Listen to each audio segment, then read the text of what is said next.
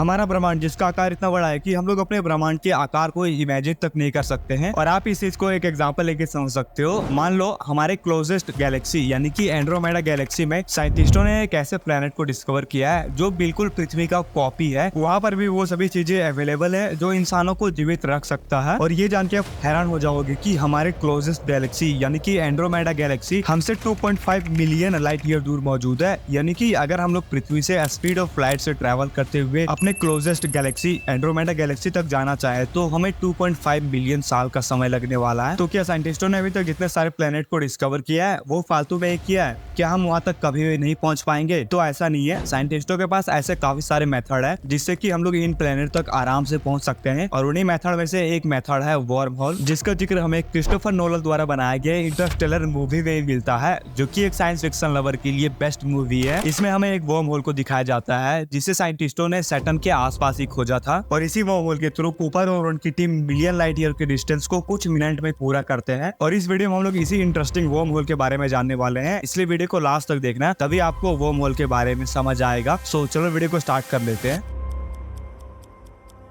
देखो, worm hole को Einstein रोजन bridge भी कहा जाता है क्योंकि 1935 पे अल्बर्ट आइंस्टीन और नॉर्थन रोजन ने थ्योरी ऑफ रिलेटिविटी का यूज करके इस थ्योरेटिकल कॉन्सेप्ट का आइडिया सबसे पहले दिया था। इसी वजह से इसे आइंस्टीन रोजन ब्रिज भी कहा जाता है। हालांकि इससे पहले ही 1916 में एक physicist Ludwig Fleck general relativity के इक्वेशन की मदद से एक ऐसे पॉसिबिलिटी को डिस्कवर किया था जो वर्म होल से काफी मिलता जुलता था, और वो था व्हाइट होल। ये भी एक थ्योरी बेस्ड कॉन्सेप्ट है, लेकिन जिस टाइम व्हाइट होल के कॉन्सेप्ट के आइडिया को सबसे पहले दुनिया के सामने रखा गया था तब इसे वर्म होल के नाम से नहीं जाना जाता था, क्योंकि व्हाइट होल का कॉन्सेप्ट वर्म होल से काफी मिलता जुलता है, जिसके वजह से मैंने आप लोगों को इसके बारे में बताया। और आगे भी मैं आप लोगों को व्हाइट होल के बारे में काफी कुछ बताने वाला हूँ, और ये वर्म होल से काफी ज्यादा रिलेट भी करता है। आपके माइंड में ये सवाल जरूर आ रहा होगा कि हम लोग 2 मिनट से वर्म होल के बारे में बात कर रहे हैं, लेकिन आखिर ये वर्म होल होते हैं क्या है और कैसे बनते हैं? तो देखो, अगर मैं आपको कुछ शब्दों में समझाऊं तो वर्म होल 2 स्पेस टाइम को आपस में कनेक्ट करने का काम करता है। अगर आपको अभी भी समझ नहीं आया तो चलो इसको हम लोग बढ़िया से एग्जांपल लेकर समझते हैं। मैं आप लोगों को वर्म होल का स्ट्रक्चर को समझाने के लिए एक पेपर का यूज करूंगा। हालांकि ये पेपर अभी 2 डायमेंशनल में है, और आप अपने दिमाग में इमेजिन करो कि ये पेपर नहीं बल्कि 2 डायमेंशनल स्पेस है, और आपको इस 2 डायमेंशनल स्पेस में अपने पृथ्वी से यानी कि प्लेनेट ए से प्लेनेट बी तक जाना है, जिसका डिस्टेंस बिलियन लाइट ईयर का है। और अगर आप नॉर्मली सीधे प्लेनेट ए से planet B speed of light से भी ट्रेवल करते हो तो आपको बिलियन साल का समय लगने वाला है। और ये तो आप सभी लोग जानते हैं कि हमारा स्पेस 2 डायमेंशनल नहीं है, बल्कि ये कितना डायमेंशनल से बना हुआ है ये अभी तक हम लोगों को मालूम नहीं है। लेकिन हम लोग अभी 3 डायमेंशनल के बारे में जानते हैं। और अगर हम लोग इस पेपर को 3 डायमेंशनल में चेंज कर दे और इस पेपर की तरह स्पेस टाइम को फोल्ड कर दे तो हमें एक नया रूट मिल जाएगा। अब हमें कुछ ऐसा घूम के नहीं जाना पड़ेगा, बल्कि इस पेपर की तरह स्पेस टाइम में हम लोग एक होल कर दे तो हमें बिलियन लाइट ईयर के डिस्टेंस को ट्रेवल नहीं करना पड़ेगा, और बचे हुए हम लोग कुछ 100 किलोमीटर या फिर कुछ 1000 किलोमीटर के डिस्टेंस को ट्रेवल करके